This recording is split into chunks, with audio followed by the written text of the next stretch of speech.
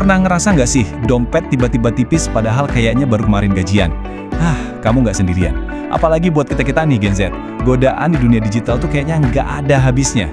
Nah, berdasarkan sebuah studi kasus yang menarik banget di Pamekasan, yuk kita bedah bareng-bareng apa sih sebenarnya yang bikin kita jadi konsumtif banget di era sekarang.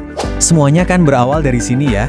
Cuma gerakan simpel jempol di layar, tapi ini yang memulai segalanya. Entah pas lagi bosen di sela-sela kerjaan, nungguin sesuatu, atau bahkan sebelum tidur. Scroll, terus cereng, muncullah itu racun. Bisa jadi sneakers yang lagi viral banget di atau produk skincare yang direview sama influencer favorit kamu, atau mungkin notifikasi diskon kilat dari tiba-tiba aja muncul di hadapan kita. Dan tanpa mikir panjang, barang itu udah ada di keranjang belanja. Tinggal satu klik buy now, selesai. Gampang banget, cepat banget, sampai-sampai kita nggak punya waktu buat mikir. Butuh nggak ya? Tapi ini bukan cuma sekedar soal beli barang loh. Di balik kemudahan itu, ada sebuah sistem yang rumit banget, yang memang sengaja dirancang biar kita terus-terusan belanja. Yuk kita bongkar sama-sama. Oke, pertama-tama kita harus paham dulu nih lapangannya. Lingkungan digital tempat kita, Gen Z, tumbuh besar dan bergaul setiap hari. Inilah pendorong utamanya. Coba deh, lihat ekosistem ini.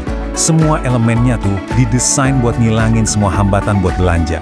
Toko online buka 24 jam, bayarnya bisa nanti pakai pay later, promonya gila-gilaan bikin kita ngerasa harus beli sekarang juga, plus iklan yang kayaknya bisa baca pikiran kita. Ini tuh lingkungan yang sempurna banget buat mendorong kita beli barang secara impulsif. Nah, sekarang kita masuk ke intinya. Kalau lingkungan digital itu pemicunya, apa sih yang sebenarnya terjadi di dalam kepala kita?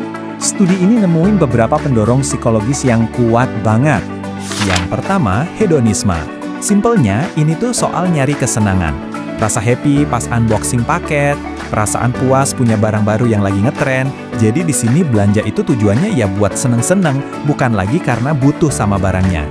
Selanjutnya, ada yang namanya konformitas. Kita kan makhluk sosial ya, dan Gen Z yang gedenya di era media sosial rasain banget tekanan ini. Punya barang yang sama kayak teman-teman itu bukan lagi soal selera, tapi soal gimana caranya biar bisa masuk dan diterima di tongkrongan. Dan ini dia nih, mungkin biang keladi yang paling kuat, FOMO, alias Fear of Missing Out. Media sosial itu kan panggungnya tren yang ganti-ganti terus. Rasa cemas kalau kita dianggap kudet atau ketinggalan zaman, itu bisa jadi dorongan yang luar biasa kuat buat langsung check out barang yang lagi viral. Kutipan dari salah satu narasumber studi ini tuh, kena banget. Ini ngerangkum semuanya dengan sempurna. Belanja itu bukan lagi soal fungsi, tapi soal identitas. Punya barang yang sama kayak idola K-pop misalnya, itu jadi cara buat ngerasa lebih dekat dan dapat pengakuan dari lingkungan. Jadi semua faktor tadi, hedonisme, konformitas, FOMO, itu diperparah sama satu hal krusial, kontrol diri yang rendah. Pas ada promo gede-gedean atau flash sale, kemampuan kita buat nahan diri itu diuji banget, dan seringnya ya jebol akhirnya jadi beli impulsif. Terus, apa akibatnya di dunia nyata? Mari kita lihat konsekuensi dari siklus belanja ini, mulai dari yang paling kelihatan jelas, kondisi keuangan kita. Angka ini jujur bikin kaget. Data nunjukin kalau Gen Z di Indonesia itu bisa ngabisin sampai setengah dari pendapatan mereka cuma buat gaya hidup. Buat apa aja? Makanan, kecantikan, hiburan, dan media digital. Ini nunjukin prioritas kita udah geser jauh banget. Dan inilah jebakan yang paling bahaya. Kemudahan layanan kayak pay later itu ngubah cara kita ngelihat utang. Alurnya gini, tergoda promo, belanja impulsif, terus mikir, bayar nanti aja. Tapi nanti itu datangnya cepat dan tanpa sadar, utang numpuk. Dan kita masuk ke lingkaran setan yang susah banget buat diputusin. Tapi, dampaknya itu nggak berhenti di rekening bank aja. Ada harga lain yang harus kita bayar, yang seringnya nggak kelihatan sama mata telanjang. Nah, slide ini nunjukin kontras yang tajam banget. Di satu sisi ada kepuasan sesaat setelah kita belanja. Kita ngerasa bahagia, keren, dapat validasi. Tapi di sisi lain, dampak jangka panjangnya itu nyata banget. Cemas soal keuangan, stres, kecewa pas barangnya nggak sesuai harapan, dan bahkan bisa jadi pemicu konflik sama keluarga.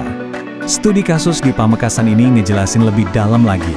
Narasumbernya cerita soal perasaan cemas pas nggak bisa ngikutin tren, penyesalan yang dalam banget setelah belanja impulsif, dan yang paling sedih, konflik sama orang tua yang khawatir ngelihat kebiasaan belanja anak-anaknya yang nggak terkendali. Jadi, apa kita bakal kejebak selamanya di siklus ini? Tentu aja enggak. Penelitian ini bukan cuma nunjukin masalahnya, tapi juga nawarin jalan keluar. Yuk kita lihat gimana caranya kita bisa ngambil alih kendali lagi.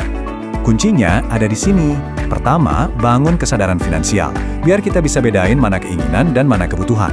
Kedua, latih kontrol diri buat nahan godaan promo.